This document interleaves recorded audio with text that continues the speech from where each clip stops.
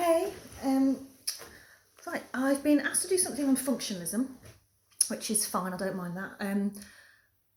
What I'm going to do with this is I'm going to look at what's on the specification, and then I'm also going to move on to something a little bit different on machine functionalism, which you could use if it was an essay, but probably not so much if it's just a short answer, 12 marker or 5 marker, but it's still useful to have. Now, functionalism on a previous specification used to be classified under physicalism, which is actually a mistake, which has been rectified on this specification, because functionalism is actually compatible with dualism or physicalism because it doesn't make any claims at all as to what the mind actually is. So that's really important because mental states are going to be characterised as functional roles that can be multiply realised. So we're not saying what the mind is made of. We're not concerned with what the mind is composed of. We're concerned with what it's actually doing. And if you think about it, that's kind of how we attribute mental states to people generally. I don't really know anything about people's brain states. I don't know if there's a soul substance. But if they've got certain input and output, if they respond to me in a particular way, then I will tend to attribute mental states to them. And this idea of defining things functionally in terms of what they do, not what they're made of, is something we do all the time. So I've got a bottle opener here to demonstrate. It's my fancy bottle opener. It's made of plastic and metal. Now, if I'm going to define something as a bottle opener, I'm going to define that by what it does, not what it's made of. So the definition of a bottle opener, the characteristic of a bottle opener is it opens bottles. Now, if this happened to be made of wood, but it still opened bottles, it would be a bottle opener still. So the function of opening a bottle can be multiply realised. It can be realised in lots of different systems, lots of different materials. And the definition of a bottle opener is not concerned with that particular material or the composition of it. It's concerned with what it actually does. So in functionalism, that's what we're going to do with mental states. So if I'm going to define pain, in this idea of causal role functionalism, I'm going to define it in terms of what it's doing. And what it's doing in terms of what has caused it, kind of the input to that mental state, and the output, what effect it has on further mental states and behaviour. So you've got this idea of an input, mental state, output, two outputs, behavioural and further mental states. The mental states themselves may feed back into the system and in turn cause other behaviour and other mental states. So if I'm going to define pain, I might define that as whatever turns stepping on a pin into crying out, moving my foot, and anger at whoever left the pin there. So that is how I'm going to define a mental state in terms of what it does. And again, one of the advantages of functionalism is it embraces this multiple realisability. Multiple realisability, if you remember your issues, was an issue at least for hard behaviourism, if not soft, and certainly for mind-brain type identity. Now, functionalism doesn't have that problem at all because multiple realisability is part of the theory. So whatever system realises a particular input and output has the mental state. Now, what that also does, another advantage of this, is it avoids what we call biological chauvinism. So the word chauvinism is typically associated with male chauvinism. So if you were a male chauvinist, you'd look down at non-males as inferior. Now, if you were a biological chauvinist, then you would look down at non-biological systems as inferior, potentially as not having minds. So with identity theory, we said, okay, mind-brain type identity has this issue of multiple realisability. We can then go to token, mind-brain token identity, and what that does is solve the issue. But in both cases, we still said you needed a brain. So without a brain, there won't be a mind. Now, the difference with functionalism is it doesn't say that you need a brain. So if an alien came down and was playing a game of chess with me and was conversing with me and telling me all about its planet, and I was to look into its skull and find no brain at all, then I could still attribute a mind to that organism, even in the absence of a brain. And that's more intuitive. And as we'll see shortly, that's also going to lead into machine functionalism and the possibility of artificial intelligence, which is really where a lot of philosophy is going now, this idea of artificial intelligence and whether machines can think. And back in the day, you used to be able to get that question, can machines think? Whereas your functionalism now is much more general. So machine functionalism could be something like I say, you add into an essay, but you're not going to get asked directly on it. So The other thing with functionalism is you have mental causation. We don't say what that mental state is comprised of, but mental states do cause action and further mental states. We just avoid the issue of how. So, just bear in mind then, if we characterise mental states functionally, that identical functions ought to equal identical mental states. If it could be the case that functional duplicates were not mental duplicates, then functionalism is going to fail. And that's where your first two criticisms come in. The first one is that you could have a functional duplicate with different qualia. So qualia it's the raw feel of something. So qualia have this intrinsic non-representational properties and qualities. So for example, a particular smell would be or the singular is quale. I always find that a bit awkward to say. A particular quale would be a smell. Not the smell of coffee, because qualia are non-representational. So they're not of anything. It's because that same smell could be produced by something else, chemically in a lab, for example. It doesn't have to be the smell of coffee, it's just that smell. Now, that raw feel, that phenomenological aspect of consciousness is something that is quite difficult to account for in many theories of mind, particularly physicalist ones, but also in functionalism. So let's say that you could have functional duplicates with different qualia. Now, the example in the specification is inverted qualia, this idea of inverted spectrum. So inverted meaning reversed, and spectrum, we're going to talk about colours. So let's say that two people are shown a ripe tomato and they are asked what colour is it, and they both answer red. What you've got there is you've got functional duplicates, because the input is the vision of that tomato and the question, what colour is it? And the output is, it is red. However, it could be the case that one person, when they look at that tomato, is actually experiencing what the other person experiences when they look at fresh grass. In which case, they are actually having different qualia despite being functionally identical. Now, that's a problem. Now, just in terms of exam technique, I want you to be careful with that, because what people often say is, well, one person's red is another person's green. Now, that would be inaccurate. We're talking about the experience that I have when I look at a ripe tomato is the experience that you have when you look at green grass.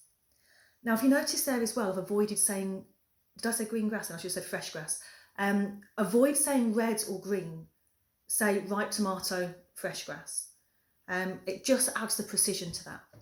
Now, your functionalist would respond to that by saying, well, there are going to be functional differences. So, for example, when asked whether the tomato is a warm colour, we'd respond differently. I kind of think that begs the question a little bit, but it would be what the functionalist would say. You know, when looking at the sea, when asked if it's a cool colour, we'd respond differently. But I don't think that's a particularly strong answer. You've then got the possibility, a second criticism, of a functional duplicate with no qualia at all.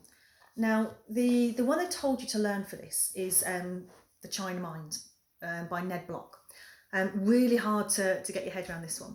But if you imagine the entire population of China.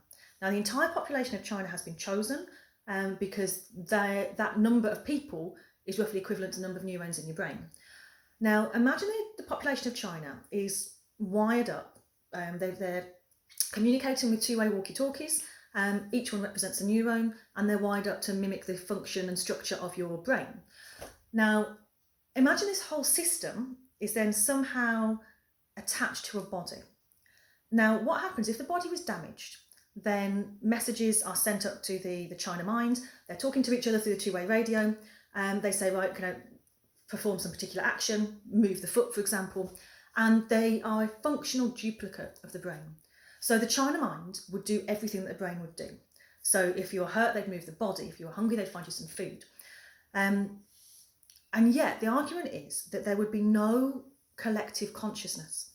So this functional duplicate would actually have no qualia. There'd be no collective consciousness. So with both of these points, the issue is that you could have functional duplicates but not mental duplicates. And if functional duplicates are not mental duplicates, then functionalism fails, because that is the only way you are characterising mental states. So if that breaks down, then functionalism fails. The other thing that you can do, or you need to be able to do, is attribute or apply Mary's room to functionalism. Now, I'm not going to go over the whole of Mary's room again because I did that in the property dualism video, so you can go and check that out.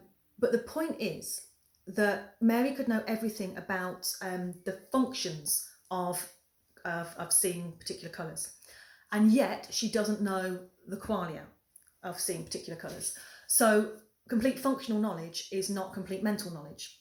So therefore functionalism fails. So you're doing the same thing as you did with physicalism. Where you said complete physical knowledge is not complete knowledge of mental states, therefore physicalism fails. So I won't labour that because you can just go back to that and look at it yourself. So, okay, I'd like to just talk about machine functionalism. Now, what you do with machine functionalism is you make an analogy, and that analogy is between the hardware and the software of a computer system. So the hardware would be like the glass and the plastic and the wires, and the software would be the program. So the hardware is where it's happening, and the software is the function, the job that's being performed. Now, the analogy then is that the brain in our case would be the hardware of the mind, and the mental states are the software, it's what's actually being done, the program, the job that's being performed. Now, if my computer was made of something different, but it still ran my PowerPoint, then the job is still being done regardless of hardware. The hardware is not important. And that's quite a nice analogy to make, and a lot of functionalism does focus on that machine analogy. And then this is a great time to talk about Alan Turing. I've been talking a lot about the BBC Icons programme that Alan Turing won. If you get a chance to check that out, it's awesome. And also a reminder of how horrifically we treat our heroes and we treat people in general. Well, that's another story. So Alan Turing was doing his stuff and was an absolute genius in computer programming. And he wrote this paper, The Imitation Game. And in it, he proposes the Turing test. It was theoretical at this point, but people have put a lot of money into trying to make it actual and to realise this. So it stems from functionalism.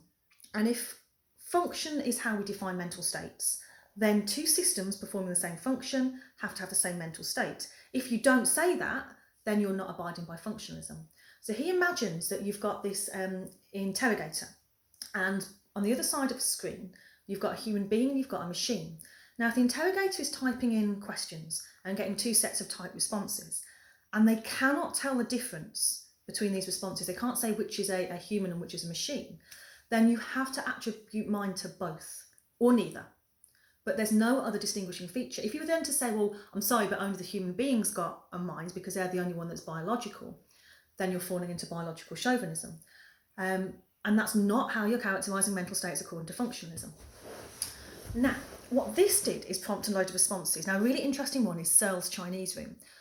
Lots of stuff about this on YouTube. You can get lots of nice little clips on this. But Searle said, well, actually, you could pass the Turing test without a really important part of consciousness, which is understanding. So he imagines that you've got a room, and in that room you've got a person with a basket of Chinese symbols and a manual. Now, what happens is somebody outside the room passes Chinese symbols in. Now, the person inside the room takes those symbols and then they match them to symbols in the manual. They say, okay, if I've got that, that, and that, I need to put that, that, and that out again. And they push symbols back out the other side. Now, unbeknownst to them, these are questions coming in, and they actually put answers through the other window. Now, if you had a native Chinese speaker on the other side looking at this, then you're going to think the person inside understands Chinese because they're seeing the questions coming in and they're seeing the answers coming out. Now, what this is doing is it's simulating understanding. Now, according to Searle, that is what is happening if a machine was to pass the Turing test. Not genuine understanding. What you've got here is you've got syntax, but not semantics. You've got the syntax of rule following and manipulating the symbols, but you haven't got the semantics for understanding what those symbols actually mean. And this, again, is what machines do, according to Searle. Now, Searle has a really gorgeous article written in the 80s called Minds, Brains and Programs. I do recommend you have a little look at it. And in that, he actually emphasises the fact that the fundamental thing about functionalism, that the multiple realisability, the hardware is not important. That is wrong, because the hardware is important. because consciousness is a feature of biological systems, and you will only get consciousness in biological systems. What we do with artificial intelligence is we simulate consciousness. We don't duplicate it. Simulation is not duplication. We pretend. Just like if there was a hologram of you, then that would be a simulation of you. It wouldn't be real. It wouldn't think anything. If I was to clone you, then I would duplicate you. Now, what we're doing when we're talking about artificial intelligence is confusing that simulation and duplication. And actually what he says is if we're going to create intelligence, then we're going to do that by building brains. Get petri dishes and make some neurons and build brains. All we're doing with artificial intelligence is simulating it. It's never going to be real. So for him, artificial intelligence is an oxymoron, because if it's artificial, it is not intelligent. It's a simulation of intelligence. And if it was genuinely intelligent, there'd be nothing artificial about it. In fact, you're looking at a biological system here. And I think that's really, really nice. It's well worth a read. Just to play devil's advocate with that, you've got Daniel Dennett. And Dennett and Searle have this kind of standoff between each other, which is really kind of fun to read. And Dennett says, actually, when we have a system, such as like a chess-playing computer, where we can predict its behaviour and explain its behaviour, given so-called beliefs and so-called desires, then we should attribute it rationality. And he says we should actually take an intentional stance towards that system, because actually that's what we do for human beings.